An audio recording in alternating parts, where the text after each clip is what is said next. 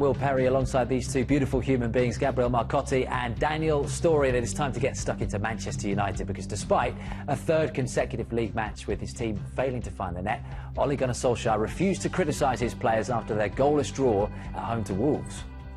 Anto he was isolated. I felt sorry for him first half. There was no runs in behind.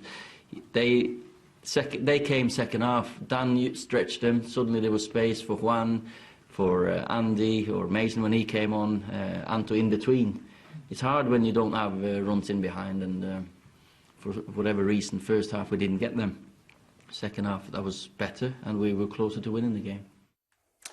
Yeah, get in touch. Use that hashtag Manchester United fans. The headline makers, Ramal's been in touch already to say, do you see a clear playing style at Manchester United under Ole Gunnar Solskjaer? So you can wrap that into your answer, along with some quotes from Jamie Redknapp, Gab, who said that these players in the changing room need a kick up their backside rather than an arm around the shoulder. He says that Ole Gunnar Solskjaer has been too friendly with his players. They've had it too easy. I prefer to see Solskjaer take charge and take some risks because the club is treading water.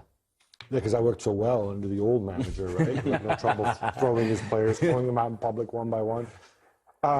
He does have a playing style, and it's defend and counter. That's what it is, because it's not very imaginative. Look, I don't think he's the world's greatest manager. I also feel slightly inclined to give him a pass, because I think it's really difficult to have a clear playing style when you don't have midfielders who can pass the ball. And Pogba has been injured since September, and Bruno Fernandes, of course, just arrived. And maybe that'll all change. But, you know, the reality is, even McTominay is a good player, but if it's Fred, if it's McTominay, Andreas Pereira, what are you going to do? This is the Premier League. You know, you're not going to be able to get patterns of play or anything really distinctive going with those guys, because what other teams are going to do, and we've seen them do this, is they sit back, they park the bus, and then, you know, he's complaining, there's no room to run in behind. Okay, well, when people park the bus, and we've seen Wolves do this occasionally, they don't always play that way, the way you beat them is you either punch the ball into your big center forward, but you don't have one because Romelu Lukaku is gone, or you rely on individuals coming up with some sort of creative 1-2 or something. And you've got Mata who can do it, maybe Bruno Fernandes can do it, but that's it. And Mata can only do it in little spurts because he's older and he can't run around. So, you know, football's not that complicated, right? Yeah. You know, we can go and blame Solskjaer all he wants, but, you know, that's what it is. The nice guy thing is an easy line, but the reality is that any managerial style is always wrong at the point that your team's losing or not winning games. The team not winning games is the issue. His management, whether he's nice to the players, whether he's, as I say, Jose Mourinho did the exact opposite. Maybe it's the middle balance he needs, but expecting him to call them out in public and that get a reaction is kind of old school thinking now, and I'm not sure it's really going to work at a club like Manchester United. They tried that and it led to this, you know, perceived or reported mutiny amongst senior players. So but he has to try something different, clearly, to what he's doing. I think he just needs to wait for his players to get fit and hope that they sign him better players, because he's not the kind of manager who can perform miracles with ordinary. Look, I'm going to make an analogy, right? Why I see his level. Chris Wilder. Like Harry Winks being slower than that. No. Chris Wilder gets promoted to the Premier League with a bunch of dudes who, I don't follow the Championship, so I'm really sorry. I think the only one I'd ever heard of was Basham, because he used to be at Bolton as a kid, and that's it. And McBurney, because he's very pale and very expensive. But that's it. Like, and the goalkeeper was a United goalkeeper, Dean Henderson. Yeah. And they play fantastic football. And he comes up with a brilliant plan, and they're really good at executing it. And guess what? They're one of the stories of the season, and, you know, they could qualify for the Europa League, right? That's not Solskjaer. He's not this brilliant tactical mind the way Wilder is. So he needs to come up with simple plans that are executed well. To execute well, you need good players that need to be motivated. He doesn't have that many good players because he sold some of the good ones, and the other good ones are injured, and some of the other good ones are too young and still need to grow. And so you get what you have here, which is this pretty mediocre. Do you know what I'm taking from your analogy is Chris Wilder for Manchester United? Do they not need a tactician? The alternative to try, and it doesn't sound particularly groundbreaking, is to, if you want a manager that creates a team greater than the sum of its parts, go and get a manager that's proven they can do that before. Are we starting that one here, Chris Wilder to Manchester? Is that what you're trying to do? I don't think they will go down the Chris Wilder approach. No, maybe because of a kind of perceived sort of intellectualism that they think he's not the man for the big club. But there is a manager, Mauricio Pochettino, and this has been said over and over again, who happens to be out of work for long enough that we can assume he would like that job. Yeah, we know that he knows Sir Alex Ferguson because, of course, he had lunch with him and made sure the world knew that he had lunch with him. So. Listen to these three stats, which I mean, Manchester United fans at home, put your fingers in your ears, but they've won just 11 of 33 Premier League games since Ole Gunnar Solskjaer became the permanent manager. 33% win ratio, worse than David Moyes, worse than Louis van Gaal, worse than Jose Mourinho. 2020, haven't won a single league game. Sorry, they have won just one single league game against bottom of the table Norwich. And then, going goalless means that Manchester United have failed to score in back-to-back home league games for the first time since March 2014. You often get that with teams where the manager is struggling to find balance. They kind of lurch between the two. They lurch between either being slightly defensively resilient and then trying to play a little bit more attacking, and then they get caught on the counter, and that makes the manager panic, so he goes back into his shell a little bit and the team starts not scoring goals. I think they scored 19% of their goals this season in the league against Norwich. That isn't a good look. And that's a look of a team that is very much misfiring and struggling to find any sort of balance. But he will point to the defence and say, well, that was the biggest problem last season, and now we're not conceding goals as we were. We just need to get the balance right. It's whether he gets the time to do Yeah, that. but even, I think segmenting things and saying, oh, but I've sorted out the defence. And okay, so It's quite a basic thing, isn't it? well, also, yeah, you sort it out by having a right back who is not a modern fullback. He's a center back masquerading as a right back. I mean, I love Aaron Wan-Bissaka, and if I were Diego Simeone, I'd have him in my team. But in the modern game, you can't have a guy who goes forward and just can't do much with the ball. At center back, you still either have, with all due respect, Maguire, who, he costs the same amount of money as Van Dijk, and they're roughly the same age, Who'd you rather have? And with him, you either have Lindelof, who's been there for 3 years or 4 years, and I think anybody's convinced yet. And that's before we get into Phil Jones territory, right? So, at left back, you either have a kid who, I don't know about you guys, but that guy's a winger playing at left back. I mean, he's got a great future. Brandon Williams. I don't know if Brandon Williams' future is at left back. He looks a superb player, but it's his first season. Or you have Luke Shaw, who's always injured and always seems to have one issue or the other. Right? Yeah. I mean, this is how you sorted out the defense, is by having those guys back there and having two holding midfielders. Okay, yeah. But then what about the other end of the pitch? Yeah. We'll talk about Bruno Fernandes in a minute, but I want to just quickly touch on Anthony Martial, because you look at that performance, particularly against Wolves, guys. He had 0 shots, not just on target, off target as well. 6 touches in the opposition box over 90 minutes. And no matter who you're playing against, that's unacceptable, isn't it, as a striker? It is, but to an extent, strikers are reliant on service. I think it's as simple as this. I think when he plays with Marcus Rashford, Manchester United are a far better and more dangerous team. They've played 17 games together this season, and only those 2 players have scored 22 goals in those 17 games. That's a good record for any club. But if you only rely on having 2 senior strikers over a course of a season, don't be surprised when one of them breaks down, because he's still young and his body's still growing. And then if you are without that striker, don't be surprised if you struggle to score goals, if you've sold your best centre-forward. I think it's obvious when you look at who United's wingers were in that game. If I'm defending, who do I have to worry about? Oh, it's just that Martial guy. Daniel James isn't going to go and score against me. And I think that makes it even harder for him. I think Daniel's right. I think Martial needs to play, whether from a wide position or whether having somebody who's going to cut inside the way Rashford used to do, with another striker. And maybe he didn't want to play Mason Greenwood. He doesn't want to give him too many minutes, because you saw what happened when you give Rashford too many minutes. The guy gets hurt. Maybe that's that. But again, it goes back to team building in the summer. Sell all your strikers, and that's what you're left with. Does Paul Hurst's tweet on the left of the screen there make a lot of sense, Daniel? For United fans, there are a few players as infuriating to watch as Anthony Martial. 1 minute he can appear to be one of the best forwards in Europe, and the next he disappoints. But that's Anthony Martial. He's an impact player. You can very easily read that as a compliment. You could say Anthony Martial is a player who is quiet for long periods and then suddenly scores when you weren't expecting him to. That can be complimentary. But it's only a compliment if the players around him are, and the manager has created and the club has created a system that gets the best out of him. If you aren't using a system or creating an environment that gets the best out of him, don't be surprised if he's not on it every week. I know you want to do Bruno Fernandes, but okay, I got the transition here for you. Yeah.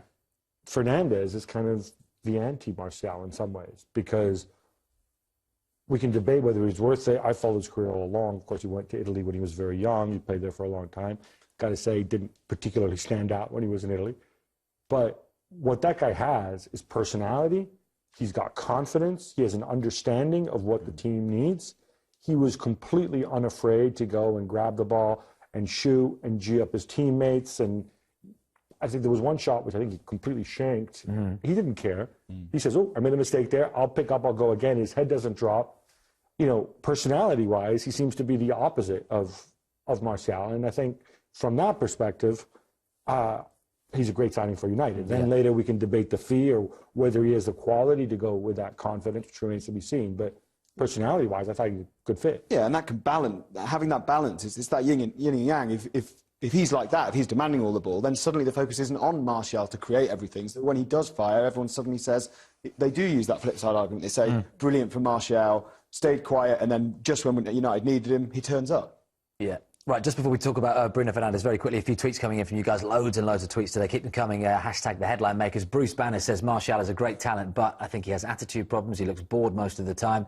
Dimfo says Martial plays like he doesn't enjoy his football. His body language is always down and he barely even smiles. And King Martial says Ole has no playing style. He just needs to send his team to the pitch. Last one, General's concept. I believe Martial is somehow lazy under a top manager. He won't make the team. Right, let's head to South Africa. Speak to Joe Cram, a journalist based in Johannesburg, speaking to us live on the Headline Makers. Joe, good to have you on again. Let's talk about Bruno Fernandes, because that was a positive, wasn't it, for Manchester United, that debut at Old Trafford? Yeah, definitely. I mean, you want to see a player like Fernandes come in and not really have any nerves. And he, like Gab was saying, he really didn't look like he had any. He kind of just slotted straight into the role. Didn't seem to have any nerves, and finishing with, I think, 80% pass completion, which was one of the highest on the field, more passes than anybody else on the field. I don't think he had a single unsuccessful touch. The only thing that will be a little bit worrying, especially for someone in his position, was that he didn't manage to forge out any key passes, which is something that he's obviously become well known for during his time at Sporting. And I'm sure that's something that will come, the better sort of relationship he has with his teammates. Is that your budgie in the background that needs feeding? Could be. Well, we'll keep you for a couple of minutes, then you can go feed the bird. Joe, the thing that makes, I guess, Bruno Fernandes so talented is you touched on it there, his range of passing, but also the fact that he has that ability to change the tempo of a game, and someone that Manchester United haven't necessarily got on the pitch. Maybe they had that man in Paul Pogba, but they haven't seen that for a long time. Yeah, look, I think he's also a player that's been able to play in lots of different positions while he was at Sporting as well.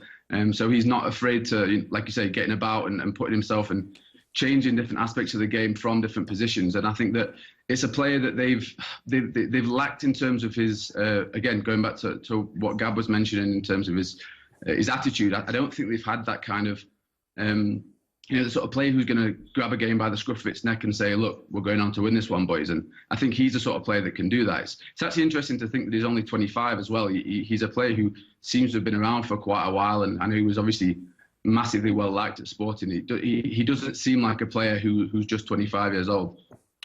Joe, it feels, to me at least, that when Manchester United go and they play against, maybe they go and they play away from home, they're much more comfortable, obviously, on the break. But for those games when they don't have that luxury, do you see Martial more on the wing or at centre forward? And obviously, if he's on the wing, then I guess Mason Greenwood has to play. Yeah, look, I do think he's a winger. I think, his speed and his ability to take people on, it does kind of position him more out wide, cutting in and being the person to run at people. I think that he's a player for me who he just doesn't seem to really have improved. You look at his goal and his assist return. I think he's got 11 this season, which is not far away from, I think, his personal best at United in the Premier League was 15, and that was in his debut season. And for a player who's now 24 years old, you want to see more of an improvement than that. You want to see a better increase in numbers. And if he's going to play out wide, at least the pressure is then off him to score goals and more about him creating. Joe, when Paul Pogba comes back, and we assume it will happen before the end of the season, then we don't know what the summer's going to bring. What happens with the formation there? Because Fernandes was playing very high up the pitch against Wolves. Is Pogba not going to be demanding the ball as much as him? Is there a bit of a disconnect between the two, or do they just play a 4-3-3 and let them both roam forward? I think it's going to be a tough one for Ollie to kind of piece together, because you don't have a player like Pogba and not play him. But obviously, having spent 55 million on Fernandes, you can't not play him either now. And I think the 4-3-3 might be the way to go. Let them both play. I mean, they're both players who are comfortable in playing in different positions, and you can maybe have them in a situation where they're kind of chopping and changing throughout the 90 minutes based on what's going on at specific points in the game. Just finally, Joe, one on Odion Ighalo, of course, who's coming on loan from the Chinese Super League. Had a great record there, 46 goals in 70 games in that league in China. Not a bad record as well in his time in the Premier League at Watford. I think they spent 20 million quid to take him to China from Vicarage Road. What kind of player do you think that Manchester United are getting in Odion Ighalo at 30, and what can we expect from him in the Premier League? Look, obviously living in Johannesburg, I spend a lot of time with Nigerian guys, and Ighalo is one that divides opinion, even with the national team. His record for Nigeria is pretty strong. I think he's got 16 in 25. Obviously, just finished as top scorer at the AFCON as well. He's just, for me, he's a good, honest, hard-working number 9. And I think that the nice thing about Ighalo is that he's a proper United fan. He comes in as a person who watched them growing up. He was a fan of Dwight Yorke and Andy Cole, and this is like a dream come true to him. He mentioned that he turned down Barca and he turned down them rather than coming back to Europe. But he always said that he couldn't turn down Man United, and I think that's something that they could do with now. It's someone who's going to want to come and he's going to want to fight for the shirt. They've never been short of a left field January signing. I mean, they signed, remember when they signed Henrik Larsson at 35? So it's not completely out of character for Man United, but I'm hoping he does well because Nigeria's got a massive fan base in terms of United fans, and there'll be a lot of people happy to see Ighalo in a United shirt. Joe, top man, thanks for coming on. Go and feed the budgie. That's Joe Cran in South Africa for us, speaking to us live from Johannesburg on the Headline Makers. And use that hashtag, the Headline Makers, to keep the thoughts coming in, whether you're a Manchester United fan, whether you've got a comment just in general on Manchester United and what they're doing. Here, one from Bruce, who says that Bruno ended up dropping deep to get to the ball. He's a leader and his hands were up in the air, directing players and asking them where to make the runs. We have a player. I hope we don't turn him into a Pogba, a huge talent, now an average player. Just scrolling down. Which is now an average. The guy's injured. The guy is not there. Yes, he contributes nothing now because he can't play. This is what I want from you, Gab. A bit more, stirring you up, getting you ready to go for part 3. This one who agrees with Gab, from Gino Mini Mane Mo, who says Gab is totally true when he says that football is actually not that complicated. Ollie is stupid to suggest that Klopp wasn't at his best in his first season, and it's taken 3 years to dominate. Klopp has proven already at Dortmund, unlike Ollie, who got relegated with Cardiff. There's so many on there, I can't read them out, but they're all brilliant. Keep the thoughts coming. Odion Ighalo, great record in China. A lot of people are noticed in the media not sort of showing any respect to the Chinese league, even though he scored 46 goals in 70 games. He scored 9 fewer goals than Paulinho, the former Tottenham midfielder Paulinho, last season. So I think we can probably ignore that Chinese record. The AFCON goals is slightly more interesting because that shows an ability to do it on a better stage. But look, this might work out. But this was not ever a plan. This was a last 24 hours of the window punt. This was, we've been knocked back on Danny Ings. And they were apparently looking at Glenn Murray as well. Exactly. So they were working on the basis that a body was better than nobody. That is purely it. Which is correct. Which is correct, yes. Which is correct. And look, I mean, we've crucified them for their transfers over the years. We don't have to go over that again. But what I will say this, and we in the media, and I think fans in general, are so guilty of this, right? We form an opinion on a player, then he goes away. We have no idea what they actually do in those years in between. Odion Ighalo obviously was in Italy before going to Watford. I know the guys at Watford pretty well. And came from Indonesia, didn't he, originally? Yeah. Yeah, and their attitude was actually, like a lot of the Nigerians I know, yeah, this guy could be really good, but he's got insecurities, he's got issues, he's not really into it, he's not a great pro, he's difficult to coach, blah, blah, blah, but then one day he's good, one day he's bad, forget it, let's take the money from China, right? Now he goes to China, and admittedly it's very difficult for us to process the record. With you mocking Paulinho there, I'll remind you that Paulinho was starting and playing a pretty key role for the Brazilian national team, the ones who qualify for those World Cups and often win them and stuff. Whereas, I think that's pretty good. Like people should have had Josh King. Well, Josh King generally watches World Cups on television, right? So there's a little respect. I love this. Marcotti's coffee's kicking in, isn't it? Here we go. But that's it about Ighalo. What I would want if I were a United fan is I think, okay, so we know he's got a base of talent there. we need to spend some time, not just evaluating him as a player, but what is his state of mind like? What is his motivation? Is he the kind of guy who can turn back and say, you know what, I'm 30, the clock is ticking, I'm never going to play for a club this big ever again. What do I want to be remembered for? Am I motivated? Am I coachable? Does he fit? And you know what? If they evaluated him, and with United it's not a given that they did, but if they evaluated him along those lines, and if they got it right and he delivered, then Igalo can certainly contribute, I think, a lot between now and the end of the season, if all those things fall into place. You're not the same guy that, you were 6 years ago either, presumably, right? So why not? And look, the counter argument is there will be some people at Manchester United who would have wanted to have seen Mason Greenwood given that chance, and you'd think now that with Igalo there and the way that they're going to play with Rashford injured, that he won't get as many opportunities. Perhaps, although they are still participating in the Europa League, they are still in the FA Cup, they are fighting on 3 fronts, they are pushing for a top 4 place. I suspect Mason Greenwood is still ahead of the natural pecking order, ahead of Igalo, but they are completely different type of strikers for different situations. And what Solskjaer wants is to have options. He wants to not have to play Mason Greenwood every week or Anthony Martial as a striker every week. He wants to be able to dovetail. He wants to be able to say, right, I'm going to put Martial on the wing this week and I'm going to start Igalo and we're going to play more direct. He wants to be able to have a plan B, which, as Gab says, they don't have a plan B at the moment. It's defend deep and counter. He wants something different.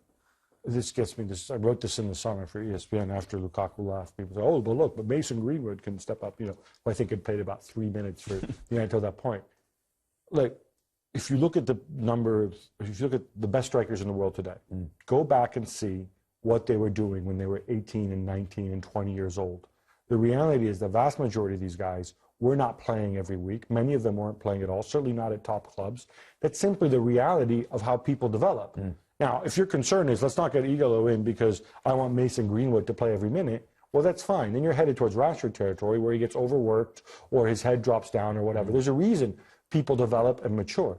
If Greenwood's going to be a part of United's future, and maybe he'll be good enough, maybe he won't, you have to be very smart about how you use him and how you develop him.